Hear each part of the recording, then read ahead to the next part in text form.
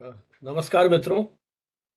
Communication today और भारतीय विद्यापीठ के संयुक्त तत्वावधान में की जा रही वेबिनार श्रृंखला की 184वीं कड़ी में आप सभी अभिनंदन। कल हम सब राष्ट्रीय प्रेस दिवस सेलिब्रेट करने जा रहे हैं। उसकी पूर्व संध्या पर इस आयोजन की शुरुआत के लिए, जैसे कि हमारी परंपरा है, भारतीय विद्यापीठ के school of journalism mass communication में सहायक प्रोफेसर प्रियंका सिंह से मैं अनुरोध करूंगा कि वे सरस्वती वंदना की प्रस्तुति के साथ आज के इस कार्यक्रम को शुरू करें। प्रियंका जी शिक्षण में आने से पहले रेडियो आरजे प्रियंका के रूप में अपने शोज करती थी।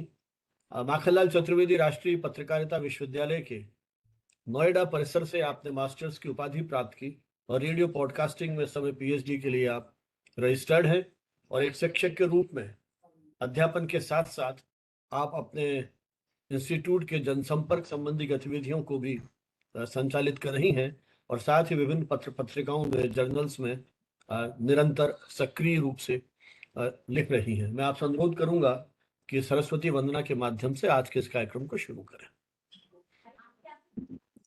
Thank you so much, sir, for giving me this opportunity. So, हर प्रोग्राम की शुरुआत हम सरस्वती माँ सरस्वती का नाम लेकर करते हैं, because we live in Indian culture और हम हमेशा हर प्रोग्राम की शुरुआत माँ सरस्वती को याद करते हुए करते हैं। तो उसी तरीके से आज भी माँ सरस्वती को याद करेंगे इस वंदना के थ्रू और फिर शुरू करेंगे हमारे शक्ति हमें दे न दाता, मन का विश्वास कमजोर होना, हम चले भी हमसे भूल करके कोई भूल होना, शक्ति हमें दे न दाता, मन का विश्वास कमजोर होना, हम न सोचे हमें क्या मिला है, हम ये सोचे कि अब क्या है दर्पण, फूल खुशियों के बाटे सभी को, सबका जीवन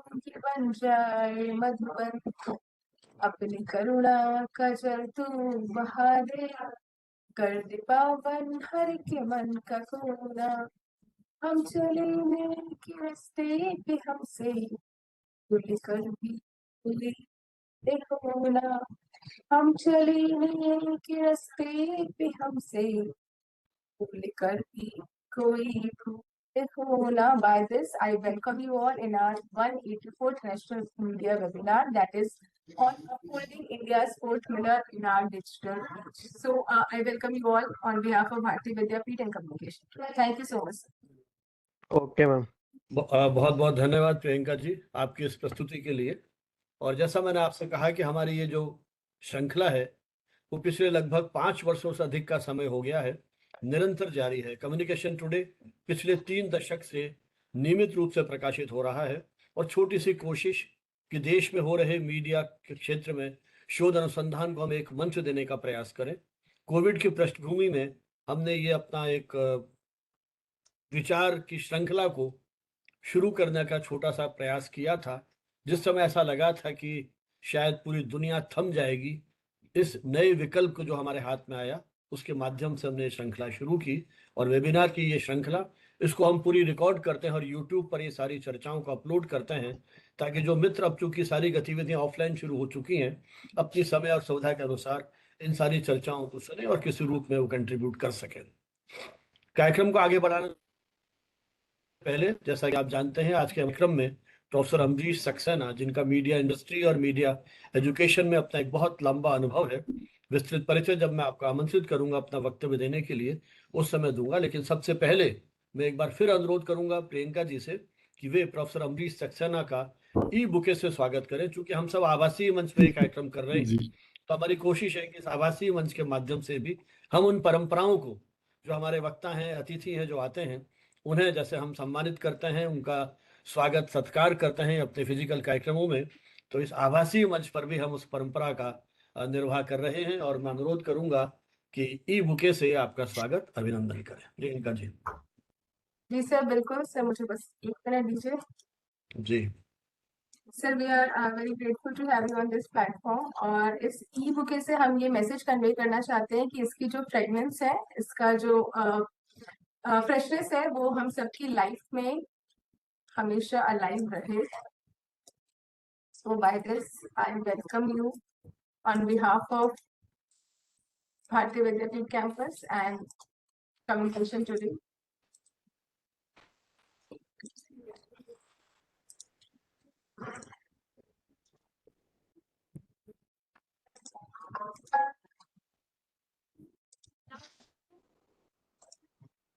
Then this is an e-bouquet from our side, from Communication Today and Bharati Vidyapeeth. We welcome you wholeheartedly. Thank you so much, sir. Your presence really means a lot for all of us. Thank you. Thank you. जिस प्रकार से किसी पुष्प की खुशबू अपने पूरे माहौल को एक तरह से सुगंधित कर देती है, मोहक कर देती है, तो हमारी भी ये कोशिश है कि प्रतीकात्मक रूप से हम भी विचारों की इस सुरभि के माध्यम से दिग दिगांतर में जो हमारी भाषा हमारे प्रतीकों को समझते हैं वहां तक पहुंचे, और मीडिया से जुड़े हुए इन विषयों पर जो विचार मंथन की हमारी यात्रा है, इसमें कहीं ना कहीं वे अपना योगदान दे सके। इस चर्चा को आगे बढ़ाते हुए जैसा कि आप जानते हैं, कल हम लोग राष्ट्रीय प्रेस दिवस मनाने जा रहे हैं और इसका आह्वान किया था भारतीय प्रेस परिषद ने। यह दिन मूलतः भारतीय प्रेस परिषद की स्थापना जिस दिन हुई थी उसी के लिए मनाया जाता है। भारतीय प्रेस परिषद की अपनी एक परंपरा, उसके अपने बहुत बड़ा कंट्रीब्यूशन रहा है एक एथिकल जर्नलिज्म के संदर्भ में एक माहौल बनाने के लिए, इतने सारे प्रकाशनों के माध्यम से, और जो भी मामले आते हैं उनको लेकर के प्रेस काउंसिल डिसीजन देती है, वही एक तरह से आगे जाकर के गाइडलाइन का काम करते हैं। तो प्रेस काउंसिल ने इस वर्ष जो इसका वो दिया है विषय चर्चा के लिए, वह है डिजिटल युग में भारत के चौथे स्तंभ की प्रतिष्ठा को बनाए रखना, upholding India's fourth pillar in the digital age. क्योंकि ये डिजिटल दुनिया जिसने हमारे पूरे एक तरह से वैश्विक जो है प्रभाव पैदा किया है, हमारे जीवन के संस्कारों में, जीवन शैली में ये डिजिटल दुनिया पूरी तरह से रच बस गई है, तो फिर मीडिया भी कैसे इससे अप्रभावित रहता है। लोकतंत्र की सफलता इस बात पर निर्भर करती है कि जो हमारे चार स्तंभ हैं, विधायिका, कार्यपालिका, न्यायपालिका, उसी के साथ साथ प्रेस भी अपनी भूमिका को कितनी निष्ठा, स्वतंत्रता और जिम्मेदारी के साथ निभा सकने में सक्षम है। ये जो चारों स्तंभ हैं लोकतंत्र के, मीडिया जिसको हम चौथा स्तंभ मानते हैं, संविधान ने भले ही चौथा स्तंभ नहीं कहा हो, लेकिन आम आदमी ने जिस तरह से प्रेस की अपनी एक भूमिका है हमारे लोकतांत्रिक समाज में, हमने उसको एक चौथी सत्ता के रूप में उसको स्वीकार किया है, ताकि वो सत्ता पर नियंत्रण रख सके, सामाजिक जागरूकता का प्रचार प्रसार कर सके और लोकतांत्रिक विमर्श को आगे बढ़ाने में अपना योगदान दे सके। लेकिन जब आज पूरी दुनिया इस डिजिटल युग में पहुंच गई है, तो इस लोकतंत्र का ये जो चौथा स्तंभ है, फोर्थ स्टेट है, उसके सामने भी जहां अनेक तरह की चुनौतियां हैं, तो नए अनेक तरह के अवसर भी खुले हैं। भारतीय पत्रकारिता की जड़ें स्वाधीनता संग्राम से जुड़ी हुई हैं। एक पूरी की पूरी संघर्ष यात्रा को हमने देखा, समझा, महसूस किया है। तो एक तरह से प्रिंट से लेकर के इलेक्ट्रॉनिक और डिजिटल प्लेटफॉर्म तक की ये लगभग 250-300 वर्ष की जो यात्रा है, ये सूचनाओं तक उस पहुंच को लोकतांत्रिक बना दिया है। कोई भी व्यक्ति अपने मोबाइल या एक क्लिक के माध्यम से न सिर्फ खबरें बना सकता है, शेयर कर सकता है, बल्कि एक बहुत बड़े समुदाय तक, लाखों लोगों तक पहुंच सकने में भी वो सक्षम है। ये स्वतंत्रता आज के दौर में जितनी बड़ी एक क्रांति लेकर के आई है, उतनी ही संवेदनशीलता के साथ नए खतरे भी लेकर के आई है। स्मार्टफोन और सोशल मीडिया प्लेटफॉर्म में सूचनाओं के प्रसार का पूरा परिदृश्य को बदल दिया है। अब यूट्यूब, इंस्टाग्राम, फेसबुक जैसे बहुत सारे माध्यम हैं जिसने हर व्यक्ति को एक संभावित सिटीजन जर्नलिस्ट के रूप में एक तरह से एक अवसर दिया है, जहां वो अपनी बात कह सकता है, एक कम्युनिकेटर के रूप में अपनी बात को रखने में सक्षम है। अब खबरें केवल न्यूज रूम तक सीमित नहीं है, अब ये जो खुलापन आ गया है, उसमें सूचना की विश्वसनीयता के सामने भी कई प्रश्न खड़े हो गए हैं। तो एक तरह से जो हमें स्वतंत्रता मिली है, उसके साथ मिस इन्फॉर्मेशन, डिस इन्फॉर्मेशन से जाल में हम फंसते चले गए हैं, उसने नई समस्याएं हमारे सामने पैदा की हैं। स्वतंत्रता तभी सार्थक है जब जिम्मेदारी के साथ जुड़ी हुई हो। डिजिटल युग में पत्रकारिता के नैतिक मूल्य, सत्य, निष्पक्षता, पारदर्शिता और जनहित ये पहले से कहीं अधिक मुझे लगता है कि महत्वपूर्ण हो गए हैं।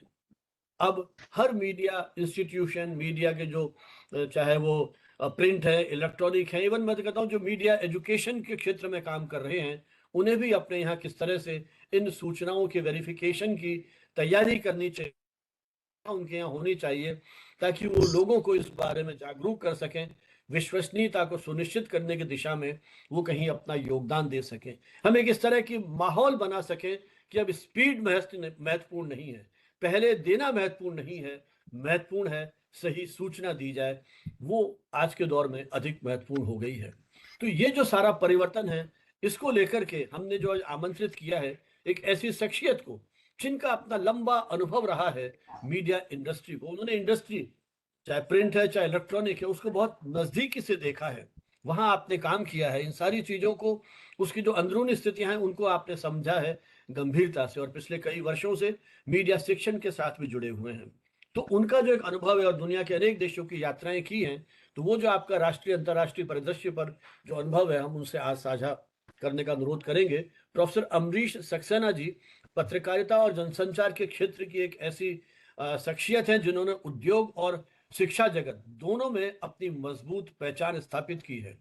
उन्होंने प्रिंट, रेडियो, टेलीविजन, डिजिटल और फिल्म जितने भी ये प्रमुख माध्यम हैं, इन सभी में एक तरह से काम किया है, और प्रमुख प्रतिष्ठित समाचार संस्थानों में भी आपने एक तरह से लीडरशिप का रोल है उसको निभाया है।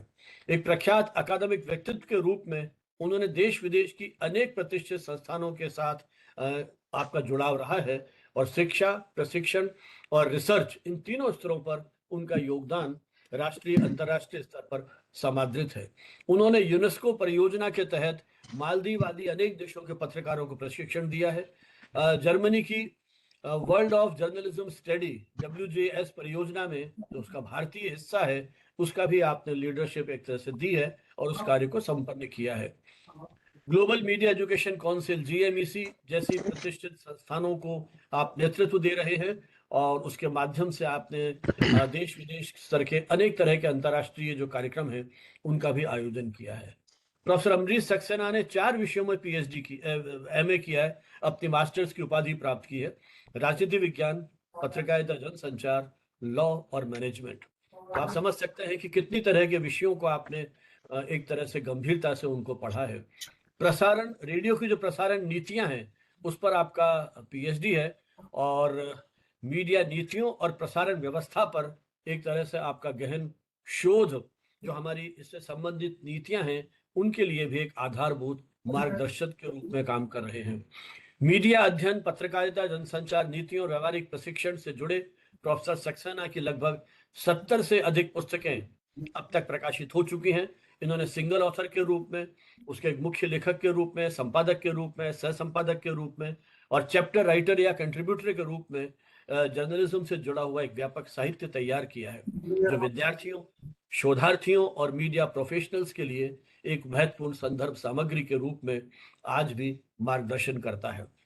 प्रोफेसर अमरीश सक्सेना वर्तमान में जो एक साउथ एशियन यूनिवर्सिटी है उसमें faculty of arts and design की स्थापना के लिए निरंतर काम कर रहे हैं, और उम्मीद करते हैं कि बहुत जल्दी ही वहाँ भी जर्नलिज्म और मास कॉम के जो कोर्सेज हैं वो शुरू हो जाएंगे।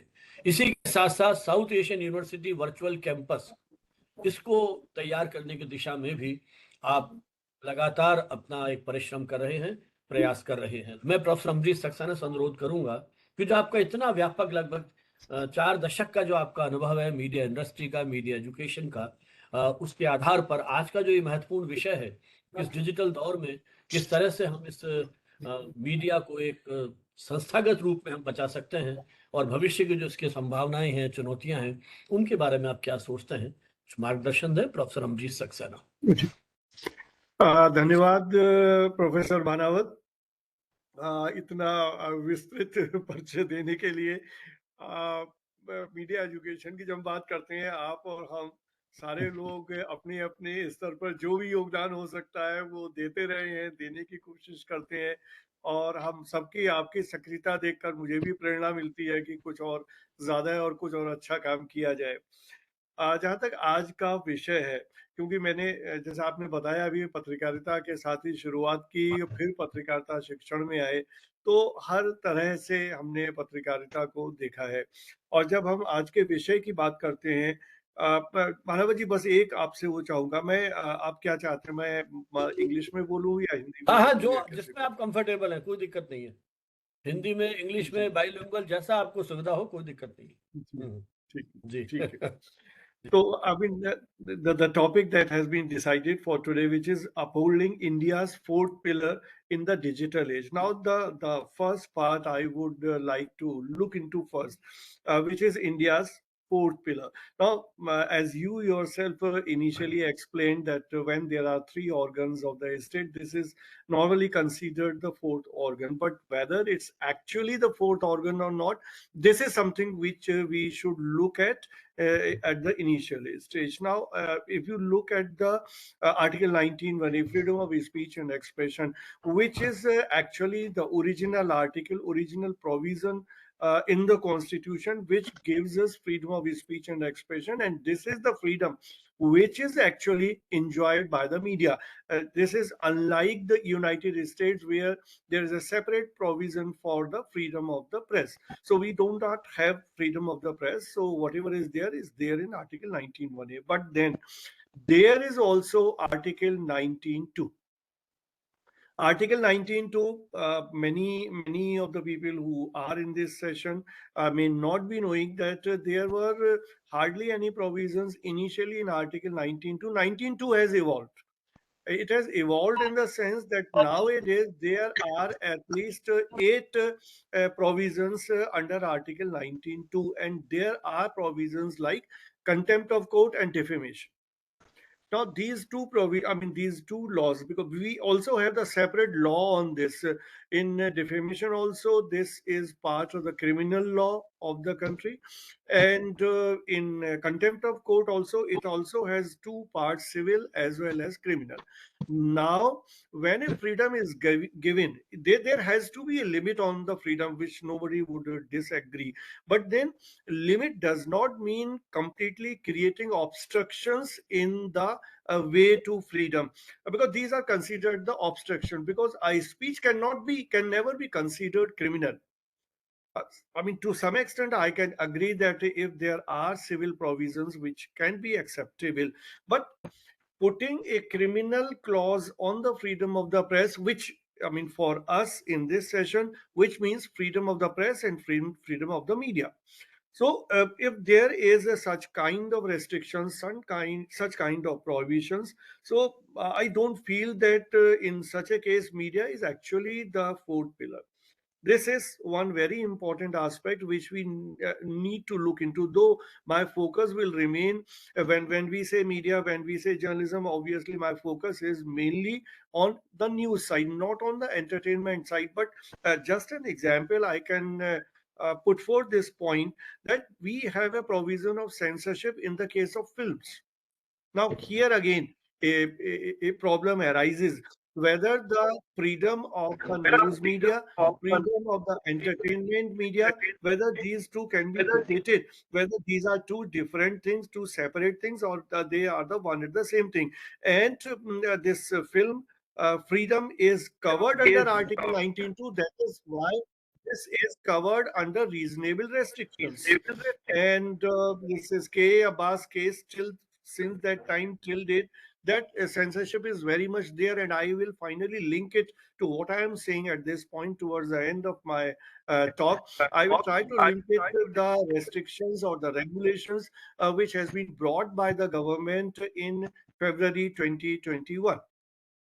Right. So these are the things which we need to look into when we try to discuss something related to the fourth organ of the state.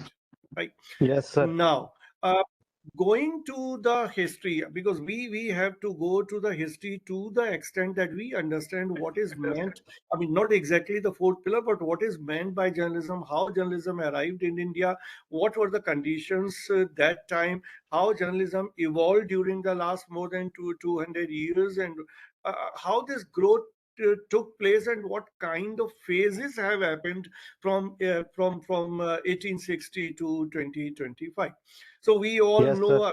this is a part of the subject that we normally teach to our students how journalism is started. It started with the Hickey's Gazette, and from that time to the time of Raja Ram Mohan Roy in the beginning of the 19th century, I mean 1818 and 1821, and then thereafter the time to time the press acts were brought and a lot of restrictions took place. One common thing which has remained there from 1680 to this date, from Hickey's Gazette to this time, that newspapers have mostly been anti-establishment, right? Anti-establishment in the sense newspapers or journalism. When we say journalism, the normal, and this debate is very much on even in today's time, in 21st century and sitting in 2025. Newspapers have always been trying to find faults with the people who are sitting in the governance, and raising voice against that so that the system could improve. I will not say, because there is a lot of debate in today's time whether this is positive or negative. I will not look into the positivity and the negativity in the whole thing.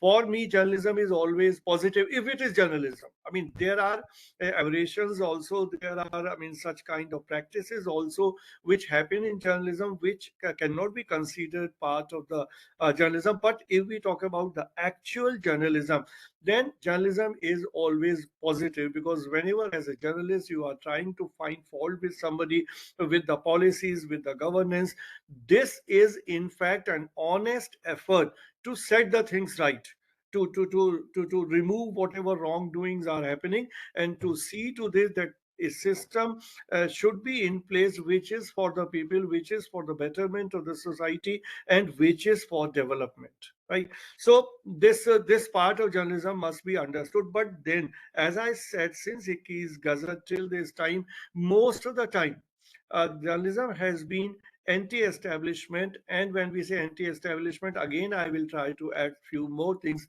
This means journalism cannot be hand in glove with the people who are in power. If people if people in journalism are hand in glove with the people in power, then there can be no journalism possible. This, I'm not saying that there is some enmity between the two, but then the two sides are adversaries to some extent, that wherever some policy has gone wrong, it is the responsibility of the press to raise its voice against that. So that remains. Whatever changes have happened, technological front also, content ke level pe whatever changes have happened, but that is something which has remained there. Now coming to technology. If we talk about technology, I always put forth this point that the whole history of journalism, growth of journalism, has remained dependent all through more than 200 years, has remained dependent on technology. Without technology, there can be no journalism. And this was true, I mean, earlier also. For instance, when there used to be the treadle machines, then the newspapers used to be monthly, at the most fortnightly, and later on we find that in the middle of the 19th century there used to be, because Times of India became a daily newspaper from a weekly newspaper, and the Hickey Gazette started as a weekly newspaper. So why these newspapers or magazines were weekly or fortnightly? Because the quality printing technology was not available. Very few copies could be published in 1 hour or 2 hours time. So obviously, if more copies were not possible to publish, then the circulation was also not to happen.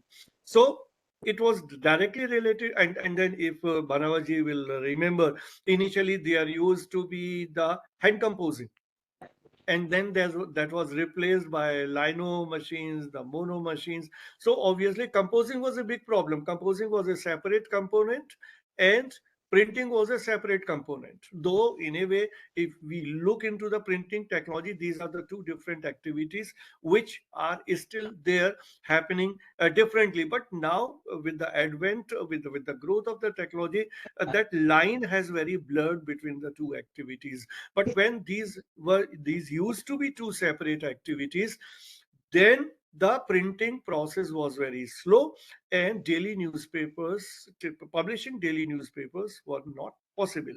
But when towards the end of the 19th century, when this rotary machine came into being, then the printing process was accelerated, and these lino-mono machines also came. And when in the 20th century, this whole composing, I mean, right from PTS system to the current system, which has been there now for the last 60, 70 years, when this whole offset printing technology came. And if we look into today's time, because the people who are there in the session, they are the people of today. If they can look into now, the whole typing process has become so smooth. There is no hard material involved now. No hand composing, no lino, no mono, no lag, nothing. So you type it out directly on the computer, right? Now the other technology, the printing. Now what happens when we try to print whatever we are typing? Now that used to be a problem for quite some time. But nowadays, that printing process has also been linked to the typing process. That's a revolution that has taken place. Now, if we are typing something, we can immediately take a printout. Obviously, the full size paper, the print of the full size paper is not possible. But then, to some extent, we can do that, and we have such kind of machines which can be directly linked to our laptop, to our desktop, and printing the sheet is become possible.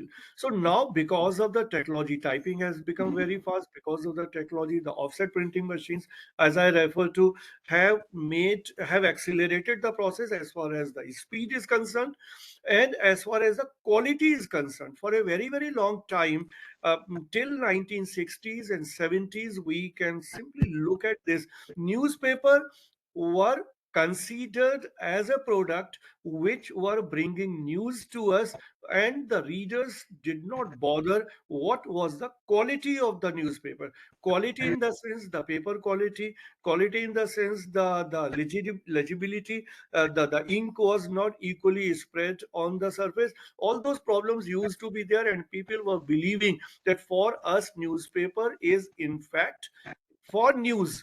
So we will not look into what kind of font, what kind of ink, and what kind of paper used to be there. Now that has changed. How this has changed, this is also interesting to note. How this has changed, because earlier there used to be print media, then radio came, though radio came quite early in India. And then television came. I mean, radio came in 1927, then the television came in 1959. And when all these, this multimedia, different media came to the fore, then one media started making an impact on the other media. So this quality part in terms of legibility, in terms of the presentation, as far as the size of the page is concerned, as far as the width of the column is concerned, as far as the use of the four colors is concerned, all this changed, and all this happened because of the impact of television. So one media started impacting the other media. So the technology, so I wanted to say this, how much technology is important, because we are talking about as to what is the impact of the digital age on all the media platforms. So technology is very important. Now, if we look into the broadcast, now when I say broadcast, I'm referring to both radio and television. So when this radio started, it was through transmitters. Still, it is with transmitters. It is for a very limited time. If we take example as to what happened in India, for a very small time, there used to be the broadcasting with the help of the satellite. But that did not work for long. And here, this is again an important aspect when we talk about media and the growth of media and the contemporary conditions and all. Indian media users have always been the kind of users who are not ready to spend money for using the media. This has also impacted the content, the delivery part of media or journalism in today's time. Right. This is an example. Radio is an example. When satellite radio came, it was costly because people used to pay for listening to those kind of programs and channels, and since people were not in a habit of making payment, satellite radio failed, and the company which was providing satellite the broadcasting through satellite closed down. From that time till date, it is, I mean, I don't remember the exact year, but it happened sometime about 25-30 years back. Finally satellite radio closed, right? So in today's time there is no satellite radio. All the radio broadcast, whether it's the channels of Akashwani or whether it's the private radio station from Radio City to Radio Mirchi, they are on the terrestrial broadcasting. They are that broadcasting is happening through transmitters, right? But again, coming to technology, when the satellite came, initially before satellite, obviously, if I mean, many of you might be remembering or you would have read, when television came to India, it was on an experimental basis, and later on, uh, as far as the technology is concerned, television was also using the transmitters. In Doordarshan also, the transmitters even today are being used. But when satellite came, the whole face of the Indian media industry changed. And we saw the growth of 24 hours news channels, television news channels. Now, this is something again which underlines the importance of technology. This started in late 1990s, sometime. I mean, this 24 hours news channel started basically in 1997, right? So this, because of the technology, this happened. This this proves the point that media exists, media survives, and media grows based on what kind of technology we have. Now, coming to the present day technology, the digital technology. Now, what has happened with digital technology? One very remarkable thing, though we all understand, but I would like to underline that what is meant by digital technology. And when we say digital technology, again, the beginning happens with the advent of internet. Internet came, everything changed, right? And what is the major change that internet brought to media, to journalism, to content creation, to content delivery? That is that the conventional process of communication in media, what was that? What was the conventional process of communication in media? There used to be two sides. One side was creating the content, generating the content, and the other side was receiving the content, using the content. That changed. Now the receivers, with the advent of digital technology, the receivers started turning into content creators. So the whole conventional system of communication in media, that completely transformed. I mean, a lot of such things you would have looked into. There was a time when we this whole concept of the citizen journalism was there. What was citizen journalism? People used to record their own thing. People used to take their own photographs, and they were sending it initially. Many newspapers, I remember, even NDTV example I can give. They started a separate program on citizen journalism. Many other channels started wherein they called upon the users, the common people, to record something and send it to them, and they will broadcast it. So this is again something which we must look into keenly.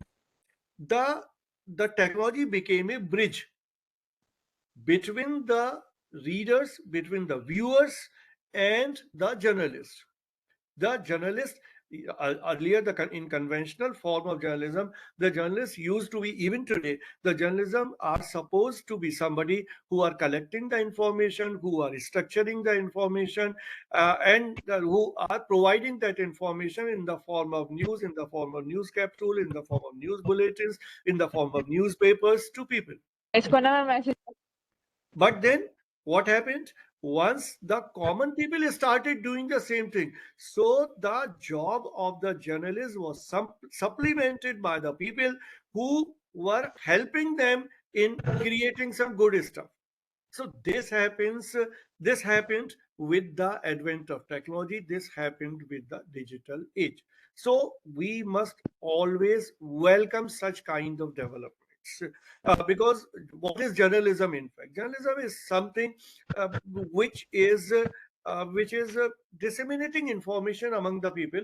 If I remember the very first judgment in 1950, uh, which was perhaps when Chief Justice Patanjali Shastri delivered the judgment, what he said, if I can tell you in just one or two sentences, and I believe that that definition even stands today. He said that the job of the journalist or job of the newspaper is to provide information to the people, and all that information helps the people to enlighten them, to educate them, so that they can take the right kind of decisions when it comes to vote, when it comes to choosing their own representatives.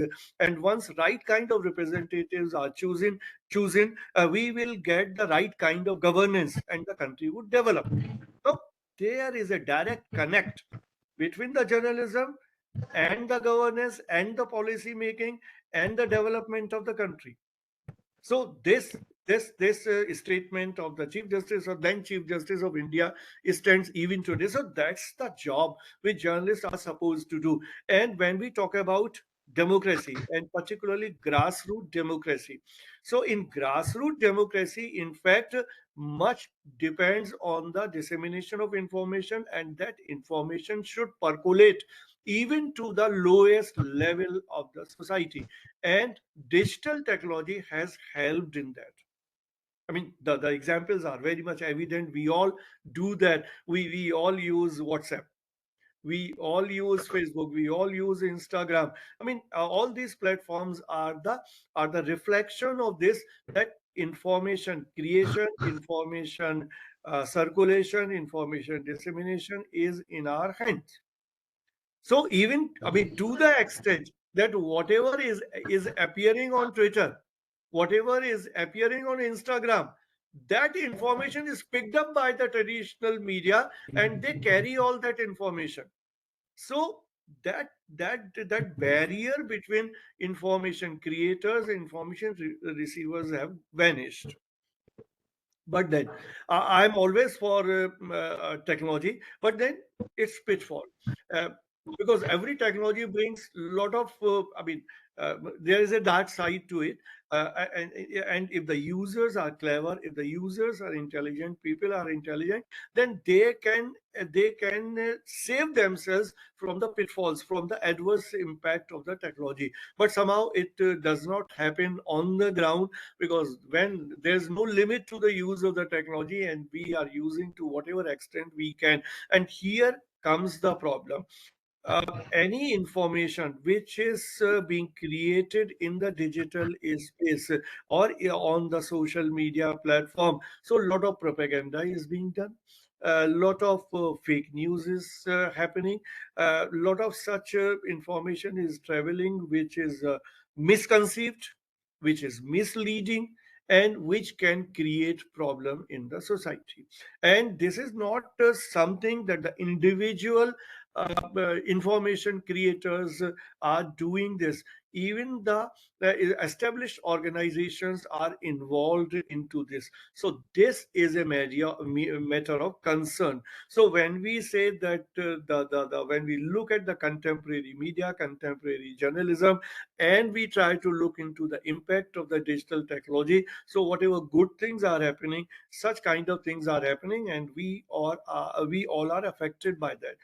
very common term we normally use, that this fake news, though this term was coined by Donald Trump. But even if we are not we are not convinced with the term, but it always signifies that there is some wrong information is traveling, which is detrimental to the growth of the society, which can create a right-like situation, which can accelerate violence in the society, which can create enmity among different communities and all. So we have to beware of this, and we have to see to this that there should be some kind of regulation on this kind of practices. But then here again there is a problem. What is that? Now, since 1950 till date, it is very difficult. It has always been very difficult to decide that whether media is to be regulated. Obviously, it should be regulated to the extent that there are no harmful effect. But then, if it is to be regulated, like in Article 92, I already referred, certain restrictions have been put. But then, who will regulate the media? That's a big question. If government is regulating media, then the whole essence of media is gone. But then the regulation should come not from the government, from the legislature. But then we have to understand the relationship between legislature and the executive. Legislature, we have a parliamentary democracy, but practically what happens? One who is in majority in the legislature is forming the government. Then the people who are sitting in the government are in a way controlling the parliament. So even a parliament is bringing a law, it's initiated, it's dominated by what the government thinks. So if the regulation is given to the executive and the legislature, then obviously the freedom is gone. And if it is not there, then what will happen? Then there will be such kind of stories traveling, such kind of contents created, wherein media is not to be controlled, is not possible to be controlled. Then judiciary comes into the picture, but all the time judiciary cannot be monitoring such kind of situation. When and as and when something is coming before the judiciary, only then the judiciary can take it up. So these are the problem areas with regard to the content creation and the use of technology to create those content. Now, I would also like to touch upon a little more about the present day media, which is basically the social media, as we all know. Now, in social media, the platform that I already talked about, right from Facebook to Instagram and Twitter, I mean, this X and all. But there is one more platform which has come parallel to the traditional media. What is that? The YouTube. Again, I mean, the digital technology is there. All platforms are based on internet. So this is an example as to how digital technology can be used to create a media platform which is complete in itself. Because in today's time there are newspapers which have their web editions, there are radio channels which have their presence in the digital space, their websites and all. We have television channels which have their digital presence, and all news capsules of different channels we can find on Facebook or the Instagram. All that is there. But another trend which is also very prominent, there are media platforms which are independent. They have no presence in print, radio, television. They are simply digital news portals, like the example of Wire or the News Laundry. I mean, all these examples are before us. Now, these are the platforms. These are the platforms which are mostly YouTube based. There are YouTube channels, hundreds and hundreds of YouTube channels. Now, in YouTube channel is as good as a television channel, because there are many YouTube channels wherein we find that their viewers are in lakhs and lakhs. I mean, huge numbers are there. So they are really competing the satellite news channels. But again, when we compare the conventional media, whether print or television news channels based on satellite news channels, and on the other hand, the YouTube channels, which are again digital based. The basic problem that we must understand, the most important line, that there is an absence of gatekeeping. right? So in YouTube channels, obviously, or even if you and me are writing something on Facebook or any such platform, we do not get it checked by somebody. We do not take permission from somebody whether we should write it or not, whether we should share it or not. Obviously, we should all support it, because when we have Article 19(1)(a) and we have freedom of speech and expression and the derived freedom of the media, we need not to ask somebody. But the problem area is that if there is no gatekeeping, then the consequences could be hazardous. Anything can happen. We can write, we can, I mean, as you would have noticed on Twitter, lot of abuses are used, while, I mean, lot of trolling is used. I mean, people are after the life of somebody who is writing, who would have written something on any such media platform. So what is the net result? The net result is that the society seems more divided because of the use of the technology in the creation and the dissemination of the content. So this is again something which has to be checked. But again, how it is to be checked? Because, I mean, these are very, very, very big questions. Like, as initially I referred to, the government has always been very perturbed on this. And since when we talk about digital media, we have to look into as to how we can put a check on the content, on the digital content. Here I would refer to a law which is Information Technology Act, IT Act, which has also been amended, and which has prescribed a lot of provisions to put a check on deep fake and all, because deep fake is again a very serious problem in today's time, and common people will hardly be able to understand where the deep fake has been used, and how something which is completely 100% wrong can be presented as something which is completely true. So the Act is there, but then as far as the implementation of the IT Act is concerned, the latest provisions on the people, on the conventional media organizations, or individual content creator, there is hardly any impact, because the kind of implementation which should be there of the provisions of the IT Act has not been there. Now, coming to the government concerns, I mean, a lot of concern is genuine. I will not say that all concern is not right, though I also believe at the same time that this concern on the part of the government is always not very genuine, because any government which is in power is always averse to the dissemination of information which is detrimental to its own interest. But then some regulations, obviously, as I have been saying repeatedly, have to be there. So in 2021, the government prescribed certain regulations in February 2021, and related to these regulations, number of cases have been filed in the Supreme Court, and for the last 4 years, those cases have not been finally disposed of. So in a way, I should say that these are the sub judice things, and even the Supreme Court is finding it difficult to decide those cases. Right now, these rules prescribed in February 2021 covers both the news as well as entertainment. Now, when we come, though I don't want to touch directly the entertainment side, but then as an example, we just look at a film. A film which is released in the theater has to have a certificate from the Central Board of Film Certification. But if the same film is to be shown on the television screen, and particularly we can also include the example of the films which are the foreign films. No, there is very less regulation, and that is why we find such kind of web series are becoming possible, wherein this gory violence is there, and a lot of such things, such abuses is there, which are thrown like this, and there is no check on that. Now, there can be a lot of arguments and the counter arguments. There may be an argument that these are the things which exist in our society. So obviously, there is no harm in that. The kind of society we have, the same will be reflected on our screen. But this is a partial truth. I mean, there are a lot of things which are in society, but not everything can be shown. Not everything can be said. And I mean, here comes the major area of ethics. So regulation versus ethics.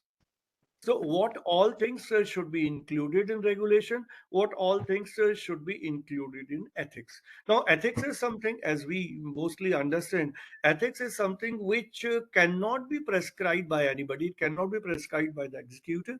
It cannot be prescribed by the legislature. It cannot even be prescribed by the judiciary. Ethics is something which should evolve. We should evolve from the society. We should evolve from the industry. So here, in the case of media, it should evolve from the media industry. But when there are such kind of practices, like in the case of television news channels, for instance, when this whole TRP issue is there, because everybody has to sell. Newspaper also have to be sell if they want to survive. Otherwise, they will close down. Television also have to sell because otherwise they will not be able to meet the huge cost which is necessary for running a news channel. So, from where that cost will come? When more and more people watch the television channels, and which leads to more advertising coming to that channel. So, and then more revenue. And if the news is to be created and to be broadcast in favor of the ruling dispensation, then obviously the government advertising will also flow into. Now, in such a case, the ethics goes to the winds.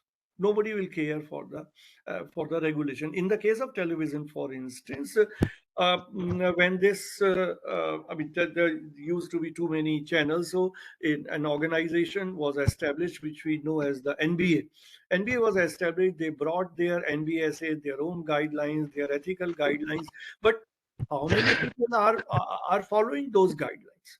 So the problem is that the digital media, the way digital media penetrated into our lives, the way digital media changed everything with regard to the creation of the content, to dissemination of the content, and the reception of the content. So this has changed the entire thing. So journalism, when we say journalism, the hardcore journalism, if I can say, the conventional journalism, that's the biggest casualty in today's time. It's very difficult to find what is actually genuine journalism, the kind of journalism, because that is now felt something which belong to the old school.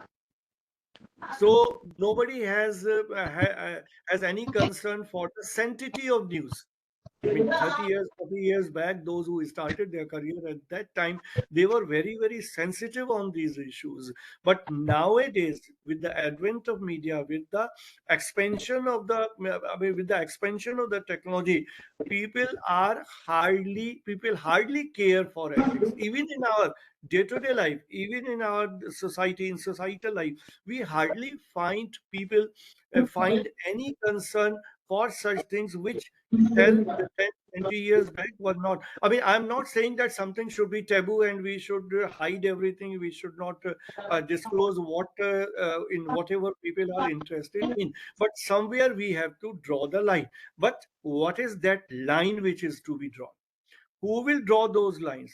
And even if somebody is drawing that line, whether people will adhere to that line or not, these are very, very big questions which we have to look into when we talk about the impact of the digital technology in today's media. So uh, talking about further on this issue, we have to understand that whenever because we talk about, and one more point I can raise here, we normally talk about media literacy. Media literacy could be an answer to whatever I have been talking about, because you cannot restrict anybody, and I also personally am not in a favor of restricting anybody to express himself or herself. But then if there is no control, no regulation, no ethics, then there will be I mean, very, very chaotic situation in the society, and everybody will suffer because of that. So the only answer, according to me, and in many media-related courses, Professor Bhanawat would agree on this, that we have started introducing papers on media literacy. But the simply introducing, but the paper on media literacy in media courses will not help. We will also have to see to this that more and more workshops are conducted on these issues. The common people should understand what is meant by media. When we say media, means a basic sensitization about media, about developing an understanding about media, developing an understanding about different media platforms, from traditional media platform to the digital platform, how to create news, what kind of news can make what kind of impact, how to receive news, how to analyze news, how to extract meaning from the news. These are some such things which we need to take up in particularly the senior people, the media educators, the even senior media practitioners who are not the direct beneficiary of the whole game, wherein people are making more and more money. Making money is fine. I mean, even in the 1970s and 80s, the newspaper owners were doing that, because if that kind of money is not being generated, the organization will close down. But making profits cannot be the only motive. The social responsibility, because earlier I was talking about ethics, linked to is the social responsibility. A media organization has to behave responsibly. A journalist has to be socially responsible, because you are there not to create any unrest in the society, not to see to this that people are fighting against each other in the society. That is something which is the main responsibility. Providing news is definitely the first responsibility of a journalist working in a news organization or working independently. But that information should not be harmful. So journalists also need to understand. I would also prescribe that such kind of workshops or such kind of lecture series or such kind of things should happen in media organizations also. Now, within the media organization, though we find that number of news channels have created such kind of platforms, many news channels have done this, that they have appointed few people who are there to keep an ethical check. Earlier, this used to be the whole ombudsman kind of thing, which is started from Times of India. So in print also this is started, wherein we talk about the self check. But then I don't find that self check has worked properly. But if I try to give you the latest example, as I said, there are such kind of people employed in television news channels whose basic job is to check the fake news. We have to be careful about the veracity of the news. We have to be careful about the source of the news, because if that is not there, then all fake news, whether we use fake news term or not, but then such kind of information, such kind of news which is unreliable, which is not based on the fact, which is being spread with the ill-conceived notions and all. Earlier also it was happening, I mean 40, 50 years back. But the magnitude which is there in today's time, because this digital media has gone deep into our lives. I mean, from 24 hours we are affected by that. So any wrong information can do such kind of harm, such kind of damage to the society, which cannot we cannot even calculate. So that is how this matter of caution, I would say that digital media has definitely brought a lot of changes in journalism, in the fourth pillar of the society. But it has also made us conscious that a lot of social responsibility has to be exercised, and we have to be very careful that no such thing should be there which is damaging. uh, because if it is contributing to development, there used to be a time when we all believed in 1950s and 1960s, when the country has attained freedom, that media is something which is a catalyst to development. So, but from there, this entertainment came. But then that kind of goal is nowhere seen. What for media is there? What for the information dissemination is there? Why we are into creating information and providing that information to the people?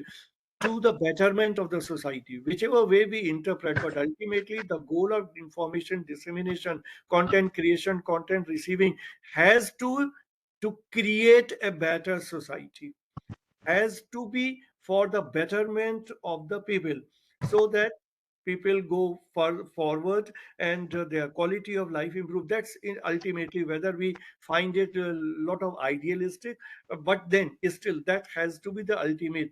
We cannot, I mean, at the global level, just look at as to what is happening, the right from the Ukraine to Palestine, and all media organizations are playing a vital role. Digital technology, media's boundaries have diminished, so anything can go to any level from one country to another. And if media is being used for the propaganda purpose, for the dissemination of wrong information, and if you can compare the kind of news stories which are broadcast by Al Jazeera to what is said by Fox News, the comparison will be very, very evident. So when such kind of things are happening, when the world peace is at danger, when so many conflicts are happening, when within the country so much conflicts is there in the name of the religion and caste and all, we have to be careful that digital technology is something which has come to benefit us, not to harm us. So with this understanding, we have to understand that this digital technology has to be used very judiciously with a very clear mind, so that no harm is done to the society. Thank you. चलिए, बहुत बहुत आभार भाई अमरीश जी। आपने बहुत विस्तार से तकनीक ने किस तरह से मीडिया को प्रभावित किया है, किस तरह से वो लाभान्वित हुआ है, उसका बहुत ही रोचक दृष्टि से पूरा ऐतिहासिक विकास क्रम क्रेडल मशीन से लेकर के हम इंटरनेट युग तक किस तरह से प्रवेश किया, और न सिर्फ प्रिंट बल्कि हमारे प्रसारण माध्यमों पर भी उसका क्या असर हुआ, किस तरह से उन्होंने उस परंपरागत ढांचे से बाहर निकलकर अपने आप को उन नई तकनीकों की के अनुरूप ढाल करके न सिर्फ प्रिंटिंग में, गुणवत्तापूर्ण प्रिंटिंग में, बल्कि प्रसारण के क्षेत्र में भी नई संभावनाओं को एक तरह से जन्म दिया। कैसे कंटेंट क्रिएशन में परिवर्तन हुआ, किस तरह से स्पीड बढ़ी, और उसके साथ उन चुनौतियों के बारे में बात करते हुए समाधान की ओर भी आपने एक राह दिखाई, चाहे वो ओम्बुड्समैन की बात हो, स्वनियंत्रण की चुनौतियां हों, और किस तरह से ये माध्यम हमारे जीवन में इतनी गहराई से जुड़ गए हैं। जरा सी भी गलत सूचना, भ्रामक सूचनाएं हमारे जीवन को, न सिर्फ जीवन को बल्कि समाज को भी इस तरह से प्रभावित करती हैं। उसका बहुत ही गंभीर और सारगर्भित विश्लेषण आपने किया। इसके पूर्व के हमारे जो पार्टिसिपेंट्स हैं, मैं देख रहा हूँ लगभग 40 से अधिक पार्टिसिपेंट जुड़े हुए हैं, उनके मन में यदि कोई शंका हो, समाधान चाहते हो, पूछना हो, तो वो अपन चर्चा शुरू करें। इसके पहले हमारे साथ भारतीय विद्यापीठ के सहायक professor, school of journalism mass communication के जयंत राठी जी जुड़े हैं। मैं जयंत से अनुरोध करूंगा कि आज के इस राष्ट्रीय प्रेस दिवस की पूर्व संध्या की स्मृति में हमारे आज के जो एक्सपर्ट हैं प्रोफेसर अमरीश सक्सेना जी, उनको एक ई सर्टिफिकेट और ई मेमेंटो भेंट करें। ये ई सर्टिफिकेट हम व्हाट्सएप पे आपको भिजवा देंगे। कम्युनिकेशन इंडिया और भारतीय विद्यापीठ की तरफ से सर आपको बहुत बहुत धन्यवाद। जिस तरीके से आपने हमें समझाया कि किस तरीके से सोशल मीडिया पर न्यूज़ आज के टाइम पर पहले आ जाती है और बाकी news channel without verifying that और उसे पब्लिश कर देते हैं, वो कितना महत्वपूर्ण आज के टाइम पर एक जेन्युइन रिसोर्स को फाइंड आउट करना, एक न्यूज़ की ऑथेंटिसिटी को फाइंड आउट करना कितना ज़रूरी है, उसके रिगार्डिंग हमें बताया। And we are pleased to have your time such great session with you. Thank you so much. ये सर आपके लिए एक ई सर्टिफिकेट है। एंड नेक्स्ट सर आपके पास आपका मोमेंटो है, एंड होपफुली हम आपके पास विद इन फ्यू सेकेंड्स, जैसे ये वेबिनार खत्म होगा, आपके पास पहुंच जाएगा। ठीक, thank you so much sir. चलिए, अब ये सत्र चर्चा के लिए खुला है, अपने पास थोड़ा समय है अभी।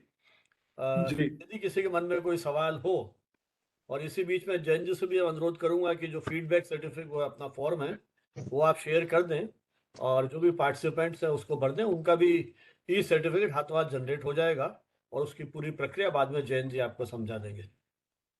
जी, सोनू हमारे साथ बिहार से जुड़ते हैं हर एपिसोड में। सोनू कुछ कहना चाहते हो?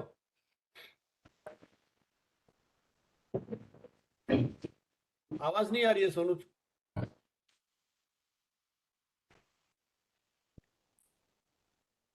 सोनू की आवाज नहीं आ रही। कोई और मित्र कुछ पूछना चाहें? और नहीं तो फिर हम वोट ऑफ थैंक्स के साथ इसका समापन करेंगे। नहीं, अभी किसी ने हाथ भी रेज किया था, somebody raised their hand. A,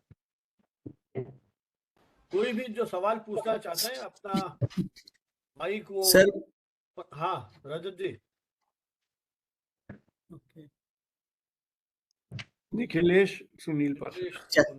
yes sir, hmm. Good evening है एंड थैंक यू हमारे रिसोर्स पर्सन सर। आपका बहुत अच्छा ये था Saxena sir, Amrit sir and Bhanawat sir का तो हमेशा रहता ही है। ये 184 है, यानी बहुत बड़ी बात है जो ये चल रहा है सीरीज। सर मैं भी जर्नलिस्ट था पहले, बाद में मैंने एकेडमिक्स में चांस लिया। मैंने पीएचडी कंप्लीट की है सर, लेकिन एक सवाल हमेशा ये रहता है, जैसे आपने कहा कि कन्वेंशनल ट्रेडिशनल जर्नलिज्म कैजुअलिटी बनता जा रहा है सर। कहीं ना कहीं news has become a content, उसकी वजह से है। न्यूज न्यूज नहीं रहा, लेकिन अब वो कंटेंट बन गया है। उसकी ये एक क्या कहते हैं, डेफिनेशन चेंज हो गई है न्यूज की।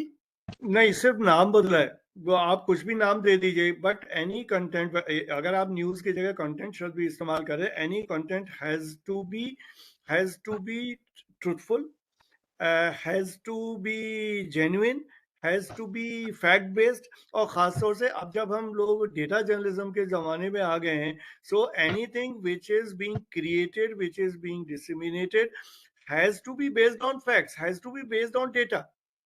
So if something is factually wrong, something is misplaced, misconceived, ill-conceived, and it's deliberately being done to befool the people, to deceive the people, to serve the vested interest, then obviously it cannot be accepted. चाहे हम news के 40 साल पुरानी बात करें, चाहे हम आज के कंटेंट की बात करें, that remains the same. इसमें तो कोई चेंज आया नहीं सर। और अगर तो फिर ऐसा हो रहा है तो गलत है सर तक ये आपने जैसे कहा कि कैजुअलिटी है, तो ये कान से ब्लेम, कैसे? लेकिन फिर भी नहीं किसी ना कैसे? किसी की तो जिम्मेदारी बनती है। तो वो नहीं, किसकी सभी की जिम्मेदारी है? जिम्मेदारी है ये। नहीं, सभी की जिम्मेदारी है। मैंने तो इसको अब पॉइंट आउट भी किया कि मीडिया ऑर्गेनाइजेशन की तो ऑब्वियसली प्राइमरी जिम्मेदारी है, लेकिन मैंने जिक्र किया टेलीविजन न्यूज चैनल्स का, सैटेलाइट न्यूज चैनल्स का। तो अब जो फाइट है वो सेकंड्स की फाइट है, तो टाइम ही नहीं है किसी के पास चेक करने का। मैंने इसलिए गेट कीपिंग की बात की थी, जो न्यूज़पेपर में करेक्ट। आज भी होता है। न्यूज़पेपर में अगर एक रिपोर्टर रिपोर्ट लिख के लाता है, वो उसका चीफ रिपोर्टर देखेगा, फिर न्यूज एडिटर देखेगा, फिर वो जाएगा, 2 जगह चेक हो जाएगा। तो क्योंकि 24 घंटे में एक ही बार बनना है न्यूज़पेपर, टीवी में एक-एक सेकंड की लड़ाई है। So without going into the veracity of the facts, without going into the truthfulness of the fact, immediately इधर आया उधर चलाओ। So obviously, in such a cutthroat competition, such casualties are happening wherein you are broadcasting a wrong news, later on realizing कि एक channel ने गलती की, दूसरे ने की, तीसरे ने की। बहुत सारी एग्जाम्पल्स हैं। किसी ने भी इतना टाइम नहीं लगाया चेक करे, क्योंकि सबको लग रहा था वो पिछड़ गया, उसने भी लगा दी, उसने किसी और ने सोचा पिछड़ गया, उसने भी लगा दी। तो ये जो प्रॉब्लम है ना, इसलिए ये कैजुअलिटी हो गया है। एंड इसको रोकने का सिर्फ और सिर्फ एक तरीका है कि मीडिया ऑर्गेनाइजेशन में भी ज्यादा सेंसिटिविटी हो। हमारी जो संवेदना है वो खत्म हो गई, हमें मतलब ही नहीं कोई मर रहा है जी रहा है, खबर पहले। तो ये मीडिया का काम नहीं है। तो इसीलिए वह आपको एथिक्स की बात करनी पड़ेगी within the media organisation, और व्यूअर्स का भी थोड़ा सा एटीट्यूड बदलना पड़ेगा। व्यूअर्स को भी लड़ाई झगड़ा गाली गलौज पसंद आता है, जितने लोगों को भी पसंद आता है, उसी से टीआरपी बनती है। तो किसी एक की जिम्मेदारी नहीं, ये इट्स ए फेज। जिस तरह से हमारी सोसाइटी ने प्रोग्रेस किया है पिछले 20-25 सालों में, उसमें मीडिया ऑर्गेनाइजेशन का सारा ढांचा, उनका काम करने का तरीका बदल गया, और जो रिसीवर्स हैं उनका जो रिसीविंग थी न्यूज की, वो उनके स्टैंडर्ड भी बदल गए, और मार्केट बहुत हावी हो गया। मार्केट इन द सेंस कि जो मार्केटिंग का पक्ष है मीडिया ऑर्गेनाइजेशन का, सबको पैसा चाहिए, बिना पैसे के तो चलना नहीं है, और पैसा सबको लगता है एथिकल तरीके से नहीं आएगा। और अगर आपने ध्यान दिया, मैंने इसको भी टच किया था कि हम एज यूजर पैसा खर्च करना नहीं चाहते। अच्छे कंटेंट के लिए पैसा खर्च करना पड़ेगा। अभी भी आप देखिए बहुत सारे जो न्यूज पोर्टल्स हैं, चाहे वायर से लेके जितने भी हैं, कुछ खबरें तो वो ऐसे ही देते हैं, बाकी के लिए वो आपको रुक जाता है, एक पैरे के बाद कहता है कि आप पे करिए। तो जब तक आप पे नहीं करेंगे तो आपको अच्छे कंटेंट नहीं मिलेंगे। बट समहाउ हमारी सोसाइटी ऐसी है, अब इसके लिए मैं किसी को ब्लेम नहीं कर रहा, ऐसे ही है जहां पर हम फ्री में चाहते हैं सब कुछ, तो फ्री में तो मिलेगा नहीं। फ्री में चाहेंगे तो वो उसके साथ वो कूड़ा करकट भी मिलेगा जो ठीक नहीं लगता। करेक्ट सर, थैंक यू, बहुत बढ़िया, thank you sir for enlightening on this. देखिए अमरीश जी, स्पीड के चक्कर में धर्मेंद्र को हमने मार दिया। हाँ हॉस्पिटल में एक जने ने वो वीडियो बनाया कि धर्मेंद्र भाई। अनकॉन्शियस हैं और उनके वो हाँ सनी देओल और वहां खड़े हैं, वो वीडियो बना लिया, वीडियो वायरल कर दिया। अब बताइए किसी के निजी क्षणों की इस तरह से सार्वजनिक, किसी के दुख का, पीड़ा का इस तरह से सार्वजनिक प्रदर्शन कहाँ तक न्यायोचित है? तो ये मुझे लगता है स्वयं के विवेक पर निर्भर करना पड़ेगा। उस दिशा में भानव जी पहले भी था, जी लेकिन पहला उसका जो मैंने पहले भी कहा मैग्नीट्यूड ये नहीं था, क्योंकि बिल्कुल हमारे हाथ में टेक्नोलॉजी नहीं थी। जी पहले भी पेपरेजी होता था, सब हाँ कुछ हाँ होता था, नहीं लेकिन वो लिमिटेड था क्योंकि डिजिटल टेक्नोलॉजी हाथ में नहीं आई थी। अब तो बिल्कुल हमारे हाथ में, अभी हम 1 मिनट में कुछ भी कर सकते हैं। तो बिल्कुल ये बिल्कुल। जो हुआ इसका खतरा है सारा ये। जैसे पहले भी जयप्रकाश नारायण की सूचना गलत चली गई थी, अन्ना दुराई की आकाशवाणी ने गलत खबर दे दी थी, निधन के समाचार दे दिए हाँ सीधी समय, हाँ है ना? तो नहीं, लेकिन अब वही है कि लेकिन असर लेकिन बहुत है। वो देखिए, लेकिन प्रोफेसर भानावत, वो गलती देखिए, गलती तो किसी भी प्रोफेशन में किसी से भी हो सकती है। बिल्कुल वो बिल्कुल इल इंटेंशन नहीं था, गलती हाँ थी। हाँ बिल्कुल अब हम जानबूझ के करते हैं। बिल्कुल और ब्रेकिंग तब न्यूज के और दूसरा दूसरा हम इनसेंसिटिव होके करते हैं। बिल्कुल बिल्कुल ये बिल्कुल प्रॉब्लम जो है वो ऐड हुई है। सही सही कह रहे हैं। हाँ साहब, और किसी का कोई सवाल? निखिलेश जी, आप कहाँ पढ़ा रहे हैं अभी? सर मैं पढ़ाता नहीं, मैं एक पीआर एजेंसी ज्वाइन की है। मैंने 4 साल पढ़ाया, 2 साल एमएसयू और 2 साल पारुल यूनिवर्सिटी में। उसके पहले मैं जर्नलिस्ट था, अच्छा अच्छा, स्पोर्ट्स पाटन जर्नलिस्ट। गुजरात में। Yes sir, yes sir. Okay, हाँ जी, और कोई सवाल? हेलो, हमारी आवाज? हाँ जी, हाँ जी, बोलिए। सर, अमरीश सर, धन्यवाद, आपने बहुत अच्छी पॉइंट्स को रखा। और जैसा कि धर्मेंद्र जी के बारे में जो गलत न्यूज चला, उसके बाद मैंने देखा कि लगातार अंजना जी का भी पोस्ट कर दिया गया। तो ये चीज जो आपने जो लास्ट में बताई सर, कि लगातार होते रहा हो, मतलब ये इस तरह की चीजें जो लगातार होता है, मैं जानना चाहता हूँ सर, क्या इसके लिए जो सोशल मीडिया के जो मोबाइल पकड़कर कोई अगर अपना ले रहा है और वो कोई जर्नलिज्म की उसके पास डिग्री नहीं है, ना कोई समझ है, तो ऐसे चीजों के लिए सोसाइटी के लिए तो सर दिन प्रतिदिन खतरा बढ़ते जाएगा, और जो हमारे जर्नलिज्म करने वाले विद्यार्थी हैं तो उनके लिए मुश्किल बनते जाएगा। इसके लिए भी कुछ बताना चाहेंगे सर, मार्गदर्शन मिल पाए? नहीं देखिए, मैं उन लोगों में हूँ जो डिग्री वाली अनिवार्यता के पक्ष में नहीं। ठीक है, मतलब पढ़ा लिखा होना चाहिए, लेकिन पढ़ा लिखा भी आज के संदर्भ में क्या कहा जाएगा? डिग्री डिग्री भी कोई जरूरी नहीं है कि जिसके बाद डिग्री हो वो पढ़ा लिखा ही हो। तो ये भी एक बड़ी समस्या है। तो we have to be educated in the sense that we must understand कि हम जो भी सूचना दे रहे हैं, अगर हम जर्नलिज्म में हैं तो वो करेक्ट होनी चाहिए। और मतलब इरादतन गलत नहीं होना चाहिए, नीयत नहीं खराब होनी चाहिए कि इसको फंसाना है, इसको लटकाना है, इसको ये इस इरादे से नहीं होनी चाहिए। उसके बाद गलती हो जाए वो एक अलग बात है। दूसरा, क्रॉस चेक। हमारे आज से 30-40 साल पहले इस हद तक न्यूज एजेंसीज में आज भी होता है। क्रॉस चेक कैसे करते हैं? एक एक चीज को क्रॉस चेक करते हैं। इवन जो फिगर्स हैं, बड़ी फिगर्स हैं, उनको वर्ड्स में भी लिखते हैं, उनको नंबर्स में भी लिखते हैं। फिर अभी भी बहुत ज्यादातर न्यूज़पेपर्स में, खासतौर से इंग्लिश न्यूज़पेपर्स में बहुत ही कॉशियस हैं। वो एक आदमी, दो आदमी अलग अलग सोर्सेज से चेक करते हैं, जहां भी डाउट होता है। गलत नहीं जाना चाहिए, खबर भले ही मिस हो जाए, लेकिन ये जो पूरा कॉन्सेप्ट था ये टेलीविजन ने बदल दिया। गलत या सही जाना पहले चाहिए। तो ये जो चेंज आया ना ये टेक्नोलॉजी का, और हमको हर समय इंफॉर्मेशन चाहिए। ठीक है, इंफॉर्मेशन तो होनी ही चाहिए, लेकिन ये जो मैड रश है कि एक सेकंड भी पिछड़ ना जाए। रिसीवर भी हमें मिल गया, हमें कोई सूचना मिलती है, बहुत सारे यूजर्स आप लोगों में से करते होंगे, इमीडिएटली डाल दिया उसको फेसबुक पे, अपने से ही डाल दिया जो पता लगा। अब आपने ये नहीं देखा कि जो आपको पता लगा वो सही सोर्स से पता लगा कि नहीं लगा। तो यहाँ पे मैंने कहा जो फैक्ट चेक की बात है वो शायद मैंने नहीं कही, तो अब मैं ऐड कर देता हूँ। जो फैक्ट चेक की बात है, जब मीडिया लिटरेसी की बात करते हैं तो फैक्ट चेक और फैक्ट वेरिफिकेशन की बात भी हमें ऐड करनी पड़ेगी। अगर हम इस तरह की वर्कशॉप्स करें, इस तरह की कॉन्शियसनेस पैदा करें तो प्रॉब्लम थोड़ी कम हो सकती है। खत्म होगी ये तो मैं नहीं कह सकता, लेकिन थोड़ी सी कम हो जाएगी। धन्यवाद सर।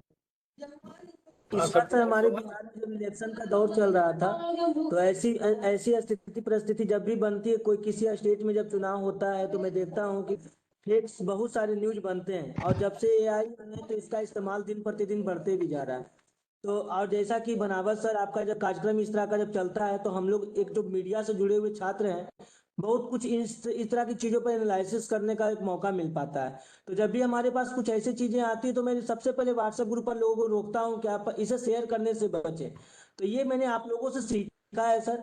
और अमरीश सर आपने भी बहुत सारे कार्यक्रम करवाते रहते हैं जीडीसीएस के माध्यम से, तो मैं उसमें भी जुड़कर बहुत कुछ सीखा हूँ। हाँ, तो मुझे आप पता है, लोग इसी मैंने आपको तरह देखा है, आप पहले आते रहे कार्यक्रमों में। आप इसी तरह निरंतर इसी तरह का यदि चलता रहे तो हम लोग मार्गदर्शन में कुछ नया चीजों को कर पाएंगे। धन्यवाद सर। ये उसी तरह से है सोनू जी, जैसे कहते हैं ना ट्रेनिंग ऑफ ट्रेनर्स है। हमने आपको बताया, आप आगे बताइए तो भी ये जो बात है बहुत दूर तक पहुंचेगी। सही सही सही बात है। हाँ जी, और कोई सवाल? नहीं तो फिर वाइंड अप करें। हेलो सूरजदेव जी, जी राकेश जी। जी, गुरुजी प्रणाम। और मैं आज के मुख्य वक्ता जी को सादर प्रणाम, बड़े भाई सोनू जी को राकेश सादर जी, अपना प्रणाम। परिचय दीजिए अपना।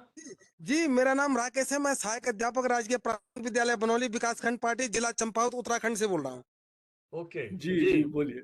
जी जी, आदरणीय गुरु जी, मेरा प्रश्न ये है, मतलब मेरे मन की इच्छा ये है कि जिस प्रकार से एआई ने अभी कुछ ही समय में अपना प्रभाव जमा दिया है, और आदरणीय श्री सोनू भाई जी ने भी अपनी चिंता व्यक्त की इसके प्रति, तो मैं कभी कभी मेरा मन तो ये कह रहा कि मैं एआई को शराब कहने का मन करा कि जैसे शराब ने अपना प्रभाव फैलाया फैलाया फैलाया, वही स्थिति इसकी भी होने वाली है कि हम चाहे इसको कितना ही कम करने की कोशिश करें और ज्यादा अपना प्रभाव छोड़ने का, सकारात्मक प्रभाव हो तो बढ़िया है, लेकिन नकारात्मक तौर पर इसके बारे में आप थोड़ा सा सुझाव देने की कृपा करेंगे। धन्यवाद। देखिए, टेक्नोलॉजी कभी भी बुरी नहीं होती। मैंने तो आपको हिक्की गजर से लेके आज तक बताया, टेक्नोलॉजी नहीं होती तो हम आज यहाँ तक नहीं आ पाते। टेक्नोलॉजी में प्रॉब्लम नहीं है, उसको इस्तेमाल करने वालों में प्रॉब्लम है। आप उसको इस तरह से इस्तेमाल करते हैं कि आपको उसका दुष्प्रभाव ज्यादा दिखाई देता है। तो इस्तेमाल आप ठीक से करें टेक्नोलॉजी को, और जो आपका वैल्यू सिस्टम है, सोसाइटी का वैल्यू सिस्टम है, जो एथिकल स्टैंडर्ड्स हैं, उनको ठीक कर ले तो यही टेक्नोलॉजी आपको बहुत फायदा पहुंचाएगी। टेक्नोलॉजी को दूर रख के, टेक्नोलॉजी को एक्यूज करके आप कुछ नहीं कर सकते। तो एआई बहुत अच्छी टेक्नोलॉजी है, आपको उसका इस्तेमाल करना आना चाहिए और उसके बुरे इस्तेमाल से कैसे बचना चाहिए ये समझना पड़ेगा। वही बड़ा पुराना उदाहरण है, चाकू डॉक्टर के हाथ में जान बचाएगा, डाकू के हाथ में तो जान ले लेगा।